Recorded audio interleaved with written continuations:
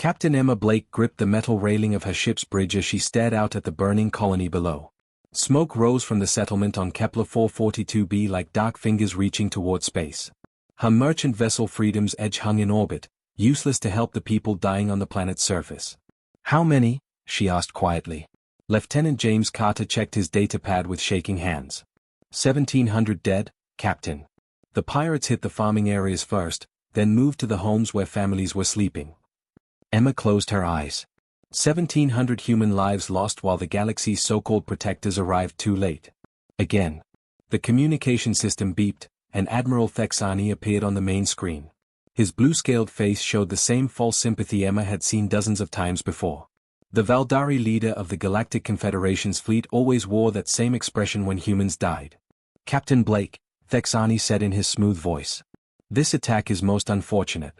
However, it proves why humans cannot be trusted with military vessels. Your species is too violent, too aggressive. The Treaty of Sol exists for good reason." Emma felt her anger rise like fire in her chest. "Too aggressive? Admiral, we're the ones being killed. Your ships took 6 hours to get here. 6 hours while children were murdered in their beds." "The Confederation fleet cannot be everywhere at once," Thexani replied coldly. "Human colonies are protected under our agreement. But humans themselves cannot build warships. Your people's history of violence makes this impossible." "What violence?" James stepped forward, his young face red with anger. "We haven't fought a war in 50 years. We've been model citizens of your confederation." Thexani's expression never changed. "Your species destroyed half your home world in nuclear fire before you even reached space. You fought brutal wars for resources, land, and beliefs. When we first met your kind, you attacked our peaceful exploration ships without warning. The galaxy remembers, Lieutenant." Emma wanted to argue, but she knew it was useless. Yes, humanity had a violent past.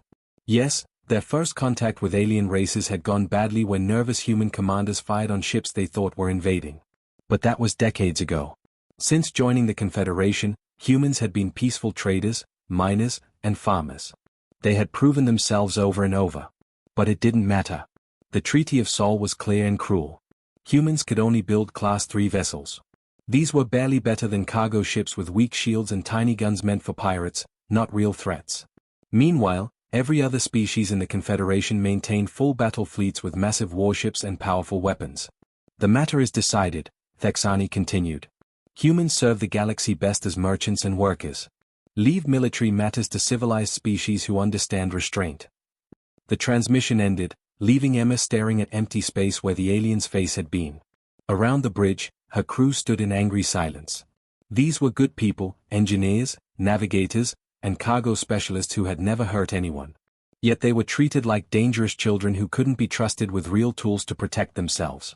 "Captain," said Chief Engineer Patricia Hayes from her station. "I'm reading massive damage to the colony's power grid. The survivors will freeze without heating systems." Emma nodded. "Take us down. We'll use our industrial equipment to help rebuild what we can." As Freedom's Edge descended through the atmosphere, Emma watched the destruction grow larger and more terrible. Entire city blocks were gone. The beautiful domed farms that fed 3 systems lay in twisted ruins. Bodies lay scattered in the streets where people had tried to run from the pirate attack. The pirates had used military-grade weapons, the kind humans weren't allowed to own. Their ships had been fast attack vessels with heavy shields and plasma cannons. The colony's defenses were jokes in comparison. A few old mining lasers and communication arrays that barely worked. Emma had seen this pattern too many times. Pirates would hit human settlements with real warships while the victims could only fight back with tools meant for cutting rock and moving cargo. Then the Confederation would arrive hours or days later to count bodies and offer sympathy. On the ground, Emma walked through the ruined streets with her crew. Survivors huddled in damaged buildings, many of them injured and all of them afraid. Children cried for parents who would never come home. Old people sat staring at nothing, their life's work destroyed in a single night. "My farm was 5 generations old," said an elderly woman named Margaret. "My great-great-grandfather started it when humans first came to this world. Now it's gone. All gone." Emma knelt beside the woman. "We'll help you rebuild, Margaret. I promise." But even as she said the words, Emma knew they were hollow. They could rebuild the farms and homes, but it would happen again. Pirates knew human colonies were easy targets. They knew the Confederation fleet was spread too thin to protect everyone. And they knew humans couldn't fight back with anything stronger than mining equipment. That night, Emma sat alone in her captain's quarters writing her report. She had to be careful with her words. Reports that criticized the Confederation too strongly had a way of disappearing. Captains who complained too loudly found themselves assigned to empty cargo runs in distant systems. But as she wrote about the attack, Emma made a decision. She would not accept this anymore. Somewhere in the vast network of human traders, miners, and engineers, there had to be others who felt the same way. People who were tired of watching their families die while alien peacekeepers arrived too late. Humans had built the fastest ships in the galaxy when they were only allowed civilian vessels. They had created the most efficient mining equipment and the best terraforming systems. If they could do all that under restrictions, what could they build in secret? Emma finished her report and sent it through official channels. Then she opened a new, encrypted communication and began typing a very different message. This one would go to certain captains and engineers throughout human space. People she trusted. People who might be ready to take matters into their own hands. The Treaty of Sol said humans couldn't build warships. But treaties were just words on paper. And Emma Blake was done asking permission to defend her people. Dr. Michael Webb crouched inside the narrow maintenance tunnel of Mining Station Alpha 7, his hands working quickly to install the hidden power conduits. Sweat dripped from his forehead as he connected the secret wiring that would transform this ordinary asteroid mining facility into something the galaxy had never seen before. "Hand me the plasma coupling," he whispered to Chief Engineer Patricia Hayes, who was squeezed into the tunnel beside him. Patricia passed him the small device, her eyes constantly checking the tunnel entrance. "The Confederation inspection team left this morning, but they'll be back in 2 weeks. We need to have everything hidden by then." Michael nodded as he worked. 6 months had passed since Captain Emma Blake had sent her encrypted message to trusted humans across the galaxy. The response had been overwhelming. Engineers, miners, ship captains, and technicians from dozens of systems had quietly joined what they now called Project Anvil. The name came from an old Earth saying, "You are the hammer or the anvil." Humans had been the anvil for too long, taking blow after blow while alien species decided their fate. Now they would become the hammer. "There," Michael said, sealing the panel. "That's the last connection. The mining laser can now draw power from the military-grade fusion core we installed in Cargo Bay 7. They crawled out of the tunnel and dusted themselves off. Around them, the mining station buzzed with its usual activity. Workers operated massive rock crushers, loaded ore onto transport ships, and maintained the equipment that kept the facility running. To any observer, it looked completely normal. But appearances were deceiving. Hidden throughout the station were weapon systems, shield generators, and armor plating that could turn this mining facility into a fortress. More importantly, the station now served as a secret construction yard where civilian ships were being converted into warships. "Show me the latest conversion," Michael said, walking toward the main hangar. Patricia led him to where Captain Robert Stone's former cargo hauler Iron Maiden sat in the repair bay. The ship looked exactly like any other freight vessel, blocky, practical, and completely harmless. But Patricia activated a hidden control panel, and everything changed. Panels along the ship's hull slid open, revealing plasma cannon arrays that had been completely invisible moments before. The cargo doors rotated and locked into position as armored shields. What had looked like simple engine pods unfolded into weapon platforms bristling with missile launchers. "Beautiful," Michael breathed. "How long for the full transformation?" 4 minutes, 37 seconds, Robert said, climbing down from his ship's cockpit. "We've gotten it down from the original 8 minutes. In a real fight, every second counts." Michael walked around the transformed vessel, admiring the engineering. The weapons were hidden so perfectly that even detailed scans would show nothing suspicious. The shield generators were disguised as cargo processors. The armor plating folded into compartments that looked like standard hull reinforcement. "The Confederation sensors can't detect any of this," he asked. "We've tested it 50 times, Patricia assured him. "As long as the systems are in civilian mode, we look exactly like what we're supposed to be, miners and traders going about our business." Captain Emma Blake's voice crackled over the communication system. "All department heads to conference room C immediately. We have updates from across the network." Michael, Patricia, and Robert made their way through the station's corridors to the hidden conference room built behind what appeared to be a storage closet. Inside, holographic displays showed the faces of conspirators from throughout human space. Captain David Hunt appeared from his mining operation near Jupiter. "The Iron Fist conversion is complete. We're ready for field testing. Dr. Sarah Williams, working from a research station in the Tau Ceti system, reported next. The new shield harmonics are installed on 12 vessels. They should be invisible to Confederation sensors and 50% stronger than standard defensive systems. One by one, the reports came in. 4 to 7 ships had been secretly converted. Mining stations throughout the asteroid belt were ready to serve as hidden military bases. Weapons that officially didn't exist were stockpiled in cargo holds and maintenance bays. But the most impressive development was tactical training. Captain Stone had been quietly recruiting former military officers who now worked as civilian ship captains. Using old Earth naval history and new three-dimensional combat simulations, they had developed fighting techniques the galaxy had never seen. The Valdari fight like they're directing traffic, Stone explained, showing tactical displays. Nice, orderly battle lines with each ship staying in its assigned position.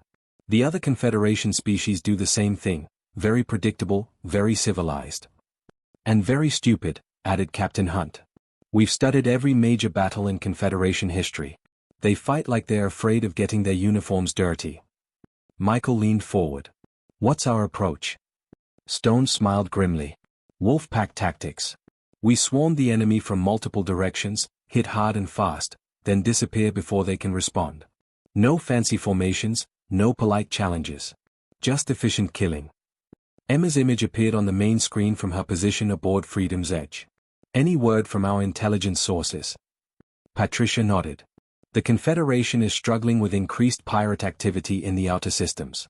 3 more human colonies have been attacked in the past month. Response times are getting worse, not better. The Valdari are spread too thin, Robert observed. They're trying to police half the galaxy with ships designed for parades and ceremonies. Michael studied the tactical projections. What happens when we reveal ourselves? The moment we decloak these weapons, every alien government will know we violated the Treaty of Sol. Emma's expression was hard. Then we better make sure we're too valuable to punish. A crisis is coming, I can feel it. When it arrives, the Confederation will need us more than we need them. The meeting continued for another hour, coordinating supply lines, communication protocols, and emergency procedures. By the time it ended, Michael felt both excited and terrified. They had built something amazing in secret, but using it would change everything. As the other participants signed off, Michael remained in the conference room with Patricia. Outside, the mining station continued its normal operations, workers completely unaware that they were living inside a disguised military base. Are we doing the right thing? Patricia asked quietly.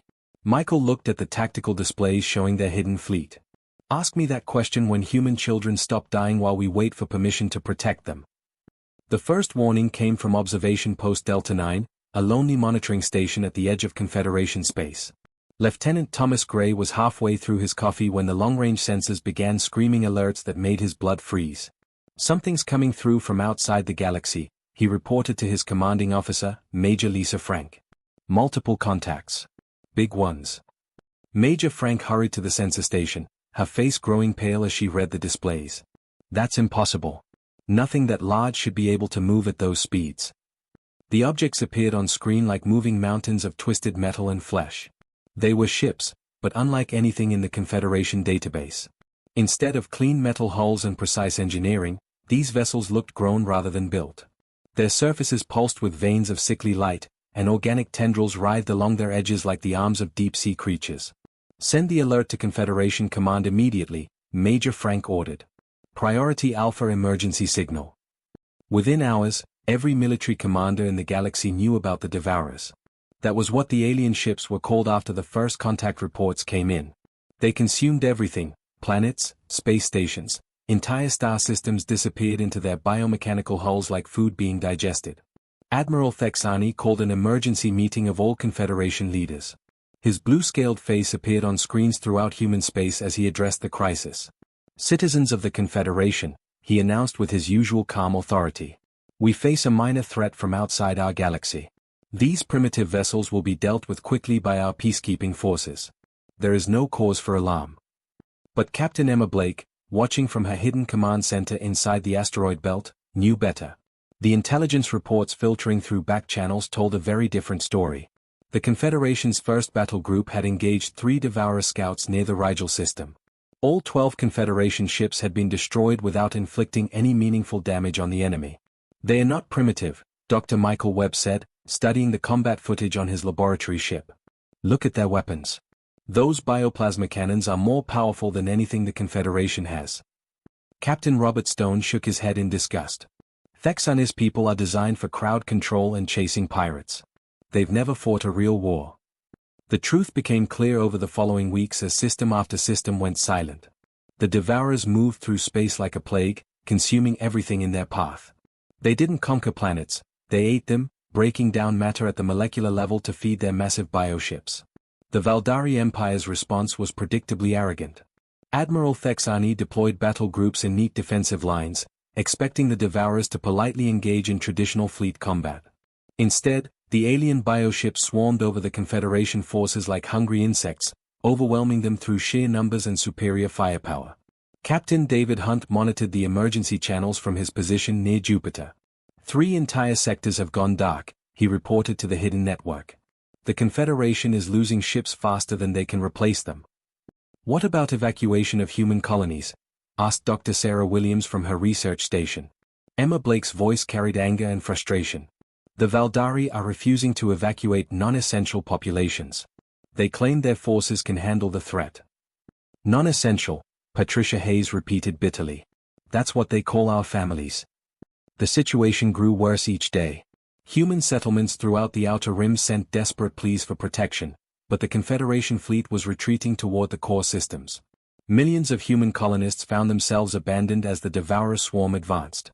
Michael Webb spent sleepless nights in his laboratory, studying every piece of data about the enemy.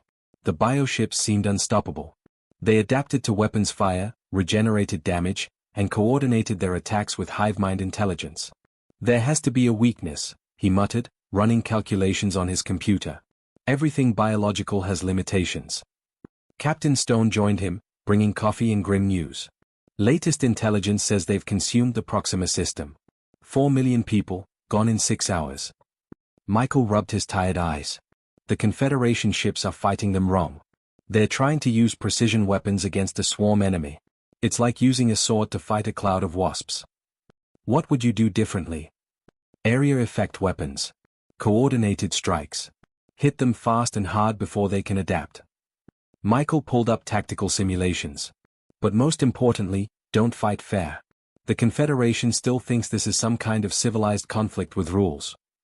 The hidden human fleet continued their preparations as the galaxy burned around them. They couldn't reveal themselves yet. Doing so would expose their violations of the Treaty of Sol before they could prove their worth. But time was running out. Emma Blake stood in the observation deck of Mining Station Alpha 7, looking out at the asteroid field where dozens of disguised warships floated like sleeping giants. Her communication panel showed constant updates from across human space. The New Providence system would be the next target. 2 million colonists lived there, including her own sister's family. The Confederation fleet is pulling back to defend the core worlds, reported Lieutenant James Carter. They are abandoning the outer colonies, including New Providence. Emma asked, though she already knew the answer. Admiral Thexani says they can't spare ships to defend minor settlements when major population centers are at risk. Emma closed her eyes. Her sister Maria lived on New Providence with her husband and 3 young children.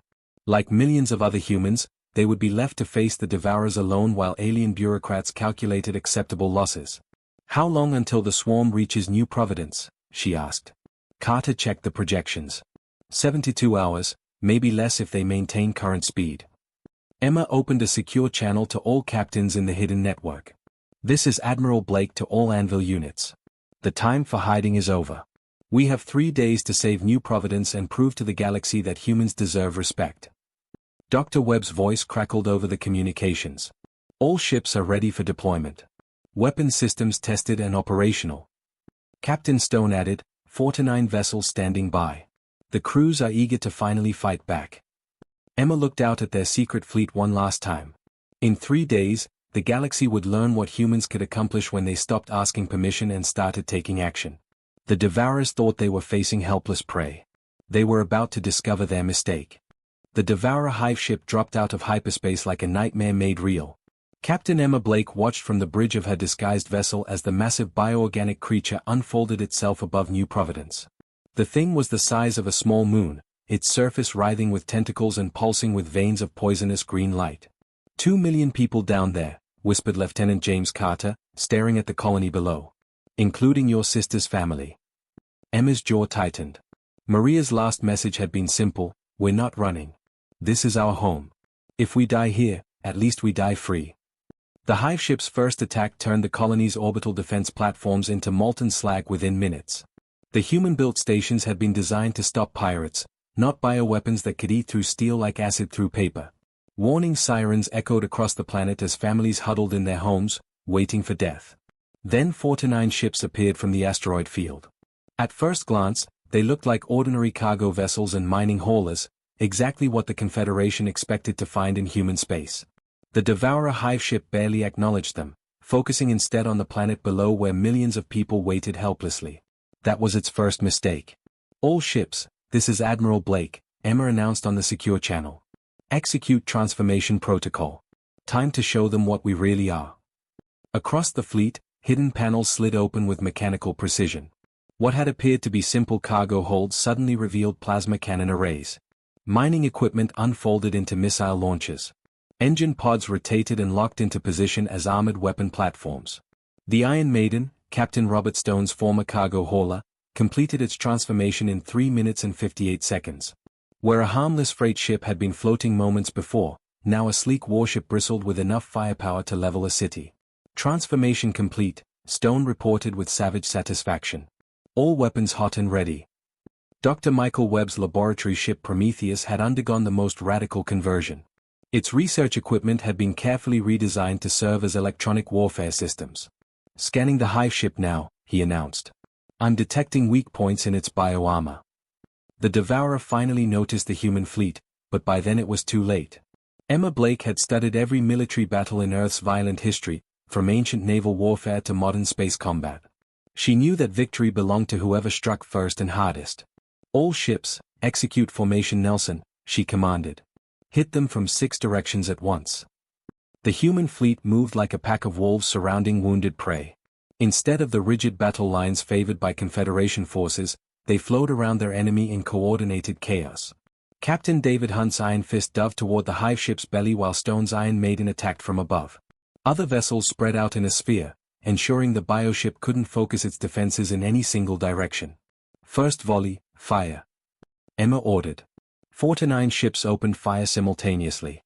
Plasma cannons that had been disguised as mining lasers sent streams of superheated energy into the hive ship's hull. Missiles that looked like ore containers on the outside carried fusion warheads that could crack asteroids. The coordinated barrage was devastating. The Devourer's bioarmor began to bubble and melt under the assault. Green fluid leaked from wounds in its hull like blood from a dying animal. But the creature was far from finished. Tentacles the size of skyscrapers whipped toward the human ships, trailing corrosive bioplasma. Evasive maneuvers. Emma shouted, throwing her ship into a spiraling dive that would have torn apart any normal cargo vessel. But Freedom's Edge had been secretly reinforced with military-grade structural supports. She pulled out of the dive and fired her main guns point-blank into a cluster of the monster's sensor organs. Captain Stone found himself dancing between writhing tentacles, his ship's improved engines allowing impossible maneuvers. "This thing's trying to grab me," he reported, firing his missiles into the appendage reaching for his hull. The explosion severed the tentacle, and it drifted away trailing acidic fluids. Dr. Webb had discovered something important during his scans. The hive ship has a central nervous cluster about 2 kilometers below the main sensor array, he announced. If we can hit that spot with enough concentrated fire, we might be able to paralyze it. All ships, focus fire on Webb's target coordinates, Emma commanded. Pour everything we've got into that location. The human fleet converged on the weak point like a surgical strike. Their weapons, originally designed for mining and industrial work but secretly upgraded with military technology, proved devastatingly effective against biological targets. The concentrated barrage burned through layer after layer of bioarmor. The hive ship's death cry was a sound like breaking glass mixed with a dying wail. Its tentacles stopped moving, its weapons fell silent, and the poisonous green light in its veins began to fade. The massive creature hung motionless in space, finally defeated. "Target neutralized," reported Captain Hunt, his voice filled with amazement. "The hive ship is dead." Emma opened a channel to New Providence. Her sister Maria's face appeared on screen, tears streaming down her cheeks. Emma, you saved us. But how? Those were just cargo ships. No, Maria, Emma replied with a grim smile. Those were warships. We just kept them hidden until we needed them. Word of the battle spread across the galaxy within hours. The impossible had happened. A human fleet had destroyed a Devourer hive ship that had already crushed multiple Confederation battle groups. But more shocking than their victory was the revelation that humans had been building military vessels in secret for months. Admiral Thexani's emergency message reached Emma's ship just as her crews finished searching the destroyed hive ship for survivors. There were none, the Devourers didn't take prisoners. Captain Blake, Thexani's voice carried barely controlled rage. You have violated the Treaty of Sol. Your ships will surrender immediately for impoundment. Emma looked around at her battle-scarred fleet, then at the saved planet below. With respect, Admiral, I don't think so. We just proved that human cargo ships can do what your entire peacekeeping force couldn't manage. Maybe it's time to reconsider who needs protection from whom. The transmission ended, leaving Emma to contemplate what came next. The secret was out now. The galaxy knew that humans could build warships and use them effectively. The question was whether the Confederation would punish them for their success or finally treat them as equals. Either way, Emma Blake was done asking for permission to defend her people. The emergency session of the Galactic Confederation Council was the most heated in 50 years. Representatives from dozens of alien species filled the Great Chamber on Valdara Prime, their voices rising in angry debate as holographic displays showed the impossible footage from New Providence. Admiral Thexani stood at the center podium, his blue scales dark with rage. These humans have committed the gravest violation of interstellar law in Confederation history, he declared, pointing at the battle recordings. They built warships in secret, lied to our inspection teams, and made mockery of the Treaty of Sol. Ambassador Kethvar of the Rigelian Republic rose from his seat, his insect-like features clicking with disagreement. They also saved 2 million lives that your forces abandoned, Admiral. Perhaps we should focus on results rather than regulations. The treaty exists for good reason. Thexani shot back. Humans are a violent species. Give them weapons, and they will use them for conquest and aggression. Like they conquered the Devourer hive ship, asked Ambassador Zolani from the Centauri Federation. That monster destroyed 3 of your battle groups, Admiral. The humans killed it in 4 hours. Captain Emma Blake stood in the witness area, still wearing her battle-stained uniform. She had been given permission to address the council, though several species had demanded she be arrested the moment she arrived.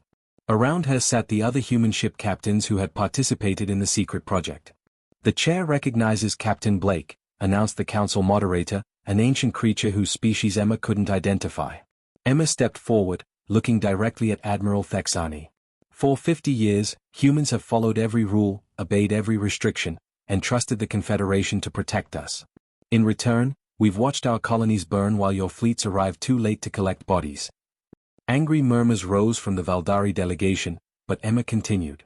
You call us violent, but we haven't started a war in half a century. You call us aggressive, but we've been model citizens of your Confederation. The only thing we're guilty of is refusing to die quietly while you debate our worthiness. Dr. Michael Webb activated a holographic projector, filling the chamber with technical displays. Our modifications improved standard civilian vessels by 300%. We developed new shield harmonics, better weapon systems, and tactical innovations that saved millions of lives. This technology could benefit the entire Confederation. Technology gained through deception. Thexani accused. How many other secrets are you hiding? How many other laws have you broken? Captain Robert Stone stood up, his scarred face hard as granite. Every law we broke was to save lives you wouldn't protect. Every deception was to build defenses you wouldn't provide. We're not apologizing for surviving. The debate raged for hours. The Valdari Empire demanded punishment, supported by their traditional allies. But other species began questioning the wisdom of keeping humanity's obvious military talents suppressed. The Rigelian Republic pointed out that human ships had shown tactical brilliance the Confederation forces lacked. The Centauri Federation noted that human engineering had solved problems alien scientists couldn't crack. Ambassador Chen.